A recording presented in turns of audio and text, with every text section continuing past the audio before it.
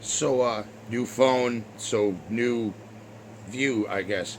Um, so this past weekend, Memorial Day weekend, and I won't get into the difference between Memorial Day and Veterans Day. But there's a thing going around.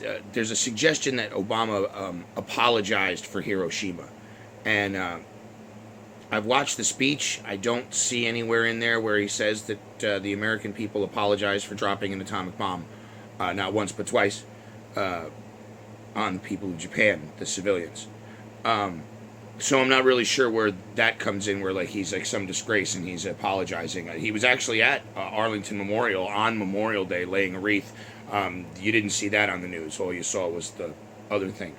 But people are that the suggestion has been made, I guess, that the dropping of the bomb was necessary to end the war.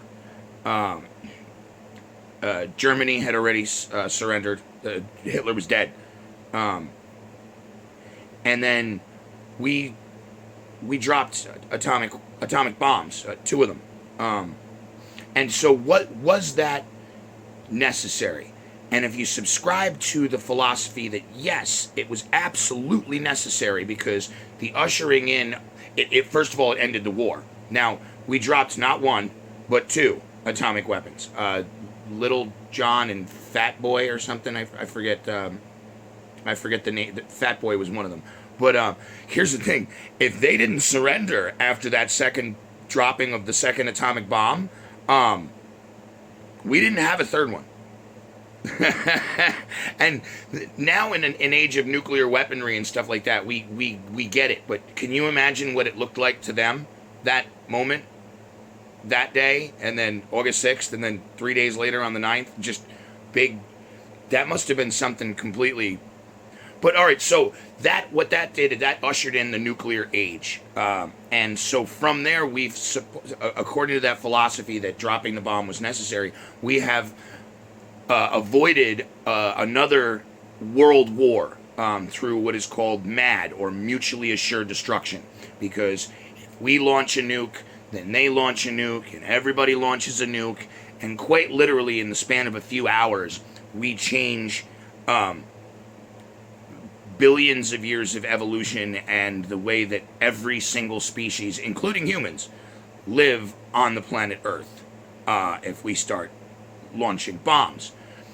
So that's okay. So there it is. No one's going to launch the nukes because launching the nukes would literally ruin the frickin' species, not just the planet, the species, everything. So then my question comes back to people who are supporting, I'm sorry, Donald Trump. He's promised to launch nuclear weapons. I would absolutely use nuclear weapons against ISIS. He said it. I can provide you with the quote. I love when people say he didn't say that, and then you show him actually saying it. It's not a misconstrued thing that somebody took out of context from some newspaper or interview. It's something that he literally said. He also said that he would, that when he orders our soldiers to shoot women and children, that they won't refuse him. He said that too, right on CNN, and then deferred it to something about Lion Ted. So, if the launching of nuclear weapons is the not launching of them is the one thing keeping us from destroying the planet, how is it that people are backing the one guy who said he's going to do it? Now, trust me, Vladimir Putin and Kim Jong-un, the guy thinks Kim Jong-un's fucking insane. He thinks he is the son of a god.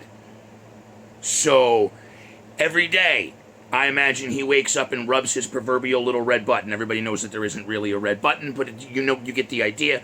Every day. Soon. Even he isn't crazy enough to be the guy to launch them. He has said that he would. If the United States does this, if Russia does that, if we are attacked, I will. That's what all the countries say. Donald Trump is the one man who is saying, I intend to launch nuclear weapons and order our soldiers to shoot women and children.